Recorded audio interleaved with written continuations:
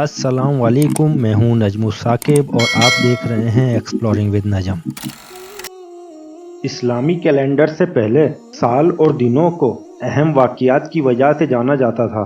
اور جس سال ہمارے پیارے نبی حضرت محمد مصطفیٰ صلی اللہ علیہ وآلہ وسلم کی پیدائش ہوئی، اس سال عرب میں ایک بہت ہی عجیب واقعہ پیش آیا، اور اس سال کو عام الفیل کے نام سے جانا جاتا ہے، جس کے معنی ہیں ہاتھیوں والا سال۔ اور اس واقعے کو اصحاب فیل کہا جاتا ہے، جسے اللہ پاک نے قرآن مجید میں بھی سورہ فیل میں بیان فرمایا ہے۔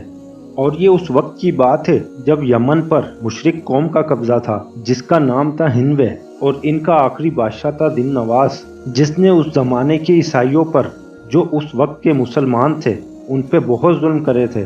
اور اس نے ایک بہت بڑی خندق کھدوا کر اور اس کو آگ سے دہکا کر اللہ کو ایک ماننے والے تقریباً 20,000 لوگوں کو اس آگ کے اندر زندہ دھکیل دیا، جس کے بارے میں ہم پہلے ہی ایک ویڈیو میں جان چکے ہیں۔ اور اس دردناک واقعے کا ذکر ہمیں قرآن پاک میں سورہ بروج میں ملتا ہے۔ اسی واقعے میں 2 عیسائی ایسے تھے جو اس ظلم سے بچ گئے تھے۔ انہوں نے کیسر یعنی کہ ملک شام کے بادشاہ کے دربار میں جا کر فریاد کری، تو کیسر نے حبشہ، جو کہ یمن سے بہت زیادہ قریب تھا، اس کے عیسائی بادشاہ سے یمن پر حملہ کرنے کو کہا۔ اسی طرح سے 2 کمانڈر، اربات اور ابراہا، ان 2 کمانڈرز کی قیادت کے اندر یمن پر حملہ کر کے پورے یمن کو قوم ہنوے سے آزاد کروا لیا۔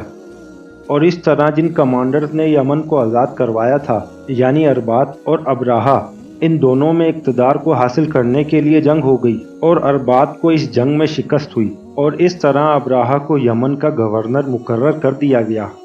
اور پھر جب ابراہا کو معلوم ہوا کہ عرب کے لوگ کعبہ کو انتہائی مقدس مانتے ہیں اور ہر علاقے سے لوگ کعبے کی زیارت کے لیے مکہ کی طرف رخ کرتے ہیں، تو اس نے یمن کے دارالخلافہ صنعا میں ایک عظیم و شان گرجا گھر بنوایا، اور کہا جاتا ہے کہ اس زمانے میں پورے روئے زمین پر اس سے زیادہ خوبصورت عمارت کوئی نہ تھی۔ اور پھر اس نے پورے جزیرہ عرب میں اعلان کروایا کہ اب یمن سے کوئی بھی شخص کعبہ کی زیارت کے لیے نہیں جائے گا، بلکہ اب سے عبادت کے لیے اس گرجا گھر کا رخ کرے گا۔ دراصل یہ سب کرنے کے پیچھے ابراہا کا مقصد یہ تھا کہ عرب کے لوگ مکہ کے بجائے یمن آئیں، اور اس طرح صنعا شہر عرب کا مرکز بن جائے، اور اس طرح سے کعبے کی عظمت کو ختم کر دیا جائے اور اس گرجا گھر کو مقدس سمجھا جائے۔ تو اس طرح جب عرب کے لوگوں کو ابراہا کے اس ارادے کا علم ہوا تو وہ طیش میں آ گئے اور بہت ہی غضبناک ہوئے۔ عرب کے اندر اگرچہ بت پرستی غالب آ چکی تھی، لیکن دین ابراہیمی اور کعبہ کی عظمت اور محبت عرب کے لوگوں کے دلوں کے اندر اب تک موجود تھی۔ یہی وجہ تھی کہ عرب کے لوگوں نے ابراہا کے اس عمل کو اپنے دین کے لیے خطرہ جانا، خاص کر قریش مکہ، جن میں غم و غصے کی ایک لہر اٹھ پڑی، یہاں تک کہ بنو کنانہ کا ایک شخص غصے میں یمن گیا اور ایک رات اس گرجے میں داخل ہو کر اس کے ایک حصے میں آگ لگا دی، جبکہ دوسرے حصے میں نجاست اور گندگی پھیلا دی اور اسے ناپاک کر دیا۔ اور پھر جب ابراہا کو اس کی خبر ملی تو وہ غصے میں لال پیلا ہو گیا، تو اس نے پھر قسم کھائی کہ میں اب ان کے کعبہ کی اینٹ سے اینٹ بجا دوں گا۔ تو پھر ابراہا نے اس کی تیاری شروع کری اور اپنے بادشاہ سے اس کی اجازت بھی مانگی، اور ظاہر ہے چونکہ وہاں کا بادشاہ بھی مشرک تھا، اسی لیے اس نے خاص طور پہ اپنا ایک ہاتھی جس کا نام محمود تھا ابراہا کی فوج کے اندر شامل ہونے کے لیے بھیج دیا، اور ابراہا سے کہا کہ وہ اس پہ سوار ہو کر کعبے پہ حملہ کرے، اور اس طرح وہ اپنے لشکر سمیت یہ ارادہ کرے کہ وہ کعبے کو ڈھا کر رہے گا۔ یمن سے روانہ ہوا، اور دوسری طرف عرب کے تمام قبیلے ابراہا کے خلاف کھڑے ہو گئے اور اسے شکست دینے کے لیے میدان جنگ میں کود پڑے۔ لیکن ابراہا کے اس عظیم لشکر کے سامنے عرب کے تمام قبیلے شکست کھاتے چلے گئے، یہاں تک کہ اس وقت کے بہادر قبیلے بنو سلیم، بنو غطفان، بنو اسد اور بنو سقیط جیسے بہادر قبیلے نے بھی ان کے آگے ہتھیار ڈال دیے۔ اور جب ابراہا کا یہ لشکر مکہ کے قریب پہنچا تو وہاں انہوں نے کچھ اونٹ دیکھے، اور جن میں سے کچھ اونٹ حضور اکرم صلی اللہ علیہ وآلہ وسلم کے دادا حضرت عبد المطلب کے بھی تھے، جو کہ قریش کے سردار تھے۔ تو اس طرح ابراہا نے ان اونٹوں کو غنیمت سمجھ کر اپنے قبضے میں لے لیا۔ پھر ابراہا نے اپنے ایک سفیر کو شہر مکہ کے اندر بھیجا کہ وہ قریش کے سرداروں کے پاس جا کے اطلاع دے کہ ہم تم سے جنگ کرنے کے لیے نہیں آئے، بلکہ ہمارا مقصد صرف اور صرف کعبہ کو گرانا ہے، اور اگر تم میں سے کسی نے بھی اس راستے کے اندر رکاوٹ ڈالنے کی کوشش نہ کری تو ہم تمہیں کوئی نقصان نہیں پہنچائیں گے۔ اور پھر جب یہ خبر عبد المطلب کو ملی تو آپ مکہ سے باہر آئے اور جہاں ابرہہ کا لشکر ٹھہرا تھا وہاں جا کر ابرہہ سے ملاقات کی درخواست کی۔ اور پھر جب ابرہہ کو معلوم ہوا کہ قریش کا سب سے بڑا سردار اس سے ملاقات کے لیے آیا ہے تو اس نے آپ کو اپنے خیمے میں بلایا، اور پھر جب اس نے عبد المطلب کو دیکھا کہ ایک بلند قامت، روبدار اور نہایت ہی حسین و جمیل بزرگ ہے تو ایسی شخصیت کو دیکھ کر وہ اپنے تخت سے اٹھ کھڑا ہوا اور پھر اپنے برابر بٹھا کر ان سے دریافت کیا کہ آپ کے یہاں تشریف لانے کا کیا مقصد ہے؟ تو حضرت عبد المطلب نے جواب دیا کہ ہمارے کچھ اونٹ اور بکریاں جو آپ کے لشکر کے سپاہی ہانک لائے ہیں وہ سب مویشی ہمارے ہیں، انہیں ہمارے سپرد کر دیجیے۔ تو یہ بات سن کے ابرہہ نے کہا کہ اے سردار قریش، میں تو یہ سمجھا تھا کہ آپ تو بہت حوصلہ مند اور شاندار آدمی ہیں،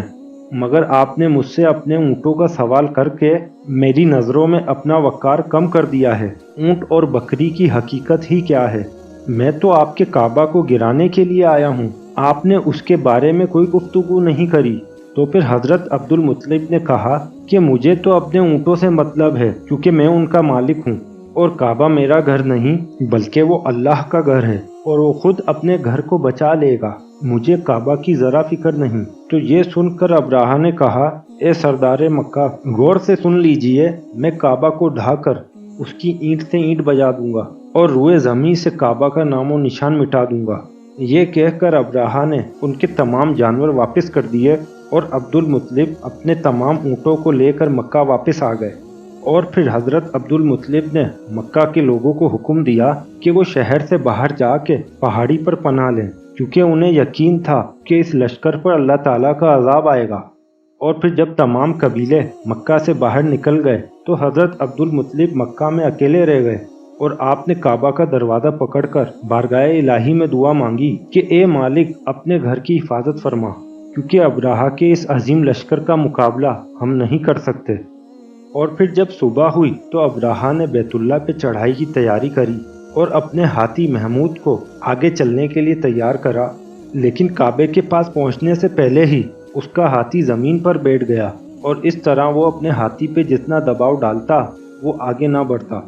لیکن وہ جب اس ہاتھی کا رخ یمن کی طرف کرتے تو وہ فوراً سے چل پڑتا، اور یوں اللہ پاک کا ایک معجزہ تو اس طرح ظاہر ہوا اور دوسرا ظاہر ہوا سمندر کی طرف سے کہ اچانک کچھ پرندوں کے جھنڈ آسمان پہ دکھنے لگے، جن میں سے ہر پرندے کے پاس 3 کنکریاں تھیں، ایک ان کی چونچ میں اور 2 ان کے پنجوں میں۔ اور دیکھتے ہی دیکھتے یہ تمام پرندے ابرہہ کے لشکر کے اوپر چھا گئے، اور پھر ان پرندوں نے اس زور کی سنگ باری کی اور ایک ایک کر کے ان کنکر نے وہ کام کرا جو کہ آج کے دور کی بلیٹ بھی نہیں کر سکتی، کیونکہ یہ کنکر جس سپاہی کے بھی جسم پہ پڑتے اسے کاٹتے ہوئے زمین میں گھس جاتے، اور اس طرح ابرہہ کے لشکر میں بھگدڑ مچ گئی اور اس کے لشکر کے تمام ساتھی بدحواس ہو کے بھاگنے لگے۔ ابرہہ کے لشکر کے سب سپاہی اس موقع پہ ہلاک نہیں ہوئے، بلکہ ان سب کا یہ حال ہوا کہ راستے میں مر مر کے گرتے گئے، اور اس طرح اس کی فوج کا ایک آدمی بھی زندہ نہ بچا،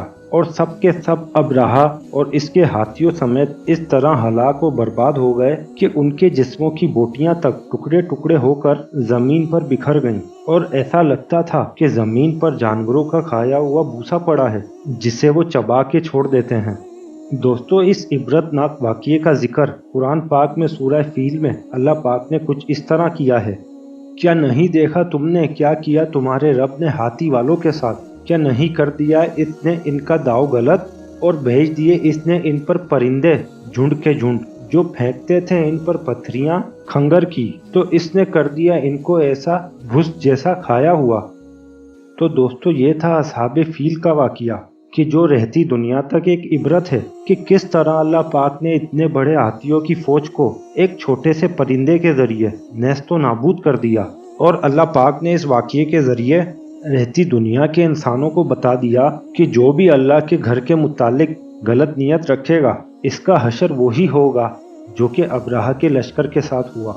کیونکہ یہ اللہ کا گھر ہے اور اس کی حفاظت کرنے والی ذات بھی اللہ ہی ہے۔ امید کرتا ہوں کہ آج کی یہ ویڈیو بھی آپ لوگوں کو پسند ضرور آئی ہوگی۔ کمنٹ میں اپنی قیمتی رائے کا اظہار ضرور کریے گا۔ اب میں ملوں گا آپ سے اگلی انٹرسٹنگ ویڈیو کے ساتھ۔ تب تک کے لیے اپنا بہت خیال رکھیے گا، and thanks for watching this video. اللہ حافظ۔